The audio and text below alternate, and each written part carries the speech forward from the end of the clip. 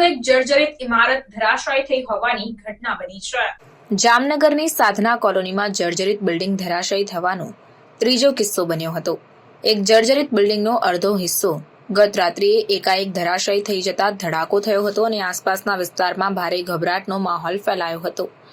તંત્રએ બિલ્ડિંગ ખાલી કરાવ્યું હોવાથી સદભાગી કોઈ જાનહાનિ થઈ ન હતી અને મેયર, સ્ટેન્ડિંગ ચેરમેન સહિતના પદાધિકારીઓ દોડ્યા હતા। મહાનગરપાલિકાની એસ્ટેટ શાખા દ્વારા M72 થી M75 સુધીના 4 બિલ્ડિંગના 48 ફ્લેટનું જર્જરિત બાંધકામ તોડી પાડવા માટેની કાર્યવાહી હાથ ધરી લેવામાં આવી છે, જ્યાં ભારે પોલીસ બંદોબસ્ત ગોઠવાયો છે।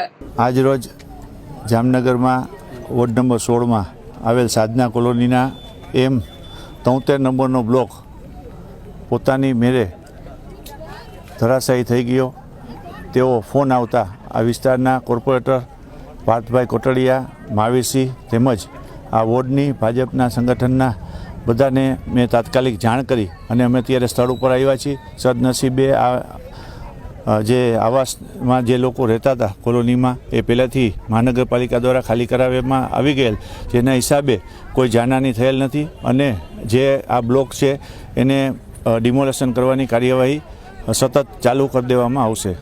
કેટલા દિવસથી જે નોટિસ આપવામાં આવી, કેટલા બિલ્ડિંગ ખાલી કરાવવામાં આવી? આ વિસ્તારમાં છેલ્લા ઘણા સમયથી એમને નોટિસો પણ આપી દીધેલ છે અને તેમને સમજાવી અને ખાલી પણ કરાવી દીધેલ છે।